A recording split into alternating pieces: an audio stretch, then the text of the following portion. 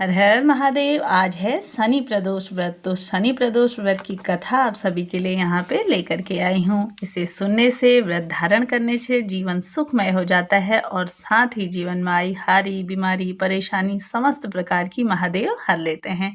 तो कथा प्रारंभ करते हैं। तो बोलिए शंकर संकट हरे ना, ओ भोले बाबा शंकर संकट हरना। ताकि गर्गाचार्य ने कहा, हे महामते, आपने शिव शंकर की प्रसन्नता हेतु समस्त प्रदोष व्रतों का वर्णन किया है। अब हम शनि प्रदोष विधि सुनने की इच्छा रखते हैं, सो कृपा करके सुनाइए। तब सूत जी बोले, हे ऋषि, निश्चयात्मक रूप से आपका शिव पार्वती के चरणों में अत्यंत ही प्रेम है। मैं आपको शनि प्रदोष यानी कि त्रयोदशी की व्रत कथा सुनाता हूँ, सो तुम ध्यान से सुनो।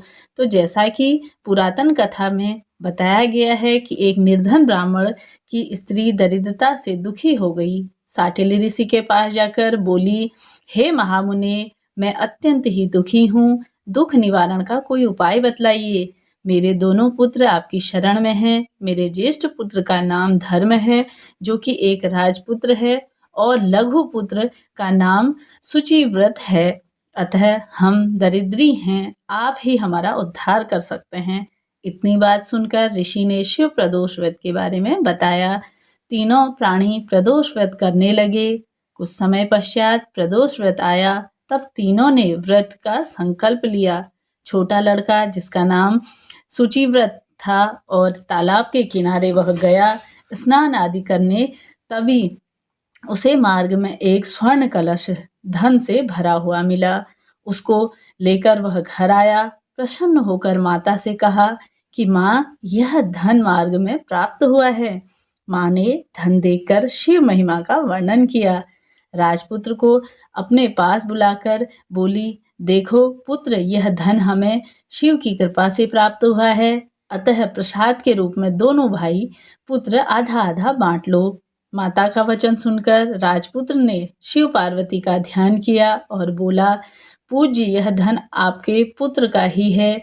माँ, इसका अधिकारी मैं नहीं हूँ। मुझे शंकर भगवान और माता पार्वती जब देंगे मैं तभी ही लूँगा। इतना कहकर वह राजपुत्र शंकर जी की पूजा करने के लिए चला गया। एक दिन दोनों भाइयों का प्रदेश भ्रमण का विचार बना। वहां उन्होंने अनेक गंधर्व कन्याओं को क्रीड़ा करते हुए देखा। उन्हें देखकर शुचिव्रत ने कहा, भैया, अब हमें इससे आगे नहीं जाना चाहिए। इतना कहकर शुचिव्रत उसी स्थान पर बैठ गया।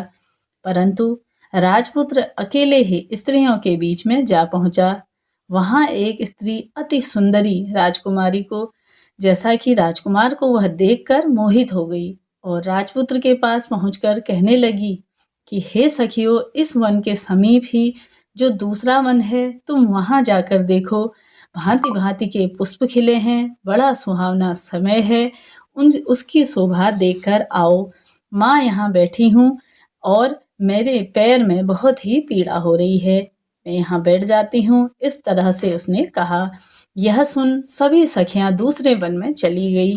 वह अकेली ही सुंदर राजकुमार की ओर देखती रही। इधर राजकुमार भी कामुक दृष्टि से निहारने लगा। युवती बोली, आप कहाँ रहते हैं? वन में कैसे पधारे? किस राजा के पुत्र हैं? क्या नाम है? राजकुमार बोला, मैं विदर्भ नरेश का पुत्र हूँ, आप अपना परिचय दें। युवती बोली, मैं विद्रविक नामक गंधर्व की पुत्री हूँ, मेरा नाम अंशुमती है। मैंने आपकी मन की स्थिति जान ली है कि आप मुझ पर मोहित हो गए हैं। विधाता ने तुम्हारा संयोग मिलाया है। युवती ने मोतियों का हार राजकुमार के गले पर डाल दिया। तभी राजकुमार हार को स्वीकार करते हुए बोला कि हे भद्रे, मैं आपका प्रेमोपहार स्वीकार करता हूँ, लेकिन मैं निर्धन हूँ। राजकुमार के इन वचनों को सुनकर गंधर्व की कन्या बोली कि मैं जैसा कह चुकी वैसा ही करूँगी, अब आप अपने घर को जाएं। इतना कहकर वह गंधर्व कन्या सखियों से जा मिली। घर जाकर राजकुमार ने शुचिव्रत को सारा वृतांत सुनाया। जब तीसरा दिन आया, वह राजकुमार सुचिव्रत को लेकर उसी वन में जा पहुंचा। वहीं गंधर्वराज अपनी कन्या को लेकर आ पहुंचा। इन दोनों राजकुमारों को देखकर आसन दिया और कहा कि मैं कैलाश पर गया था। वहां शंकर जी ने मुझसे कहा कि धर्मगुप्त नाम का राजपुत्र है, जो इस समय राज्य विहीन निर्धन है, मेरा परम भक्त है। हे गंधर्वराज, तुम उसकी सहायता करो। मैं महादेव की आज्ञा से इस कन्या को आपके पास लाया हूँ। आप इसका निर्वाह करें। मैं आपकी सहायता कर आपको राजगद्दी पर बिठा दूंगा। इस प्रकार गंधर्वराज ने कन्या का विधिवत विवाह कर दिया। विशेष धन और सुंदर गंधर्व कन्या को पाकर राजपुत्र अति ही प्रसन्न हुआ। भगवत कृपा से वह समयोपरांत अपने शत्रुओं को दमन करते राज्य का सुख भोगने लगा। ऐसी महिमा है प्रदोष व्रत की। तो इस दिन आप सभी को भी व्रत धारण करना चाहिए। व्रत नहीं भी धारण कर सकते तो विधि विधान से आप सभी को प्रदोष काल के समय में महादेव और माता पार्वती का विशेष पूजन करना चाहिए। कथा अवश्य से इसी सुननी चाहिए और साथ ही घर में दीपदान अवश्य करना चाहिए। महादेव की अगर कृपा अपने घर पर बनी रहती है तो जीवन हमेशा सुखमय बना रहता है और घर में सुख समृद्धि का वासा होता है। और साथ ही साथ जैसा कि आप सभी को घी का एक दीपक प्रज्वलित करना है, महामृत्युंजय मंत्र का जाप करना है या सरल से मंत्र ओम नमः शिवाय से मंत्र का जाप कर सकते हैं। आप पंचाक्षर मंत्र, षडाक्षर मंत्र, कोई भी आप सरल से मंत्र लेकर के आप पूरा दिन प्रभु स्मरण में बिताते हुए प्रदोष काल के समय में इस दिन विशेष पूजा करें।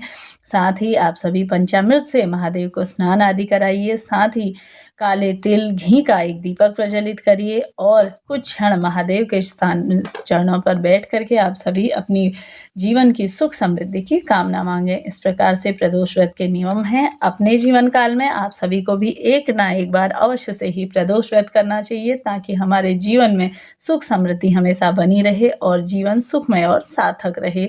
यह मेरे द्वारा दी गई जानकारी आप सभी के लिए उपयोगी रही हो तो वीडियो को लाइक करें, शेयर करें, साथ ही मेरे चैनल को सब्सक्राइब करना ना भूलिए, क्योंकि हमेशा जब भी मेरी वीडियो आप सभी के लिए आएगी तो आप सभी बेल आइकॉन दबा दीजिए, जिससे कि मेरी नोटिफिकेशन आपको सही समय पर पहुंच जाएगी। तो जैसा कि मेरे चैनल में प्रतिदिन आप सभी के लिए पौष माह की भगवद गीता की कथा सुबह 6 बजे डाली जाती है, उसे भी सुनिए और साथ ही साथ अपने जीवन को सुखमय बनाइए। महादेव आपके घर परिवार पे सुख समृद्धि का वासा करें। इसी कामना के साथ वीडियो का यहाँ पे समाप्त करते हैं। मिलते हैं अगली वीडियो में, तब तक के लिए जय माता रानी, हर हर महादेव।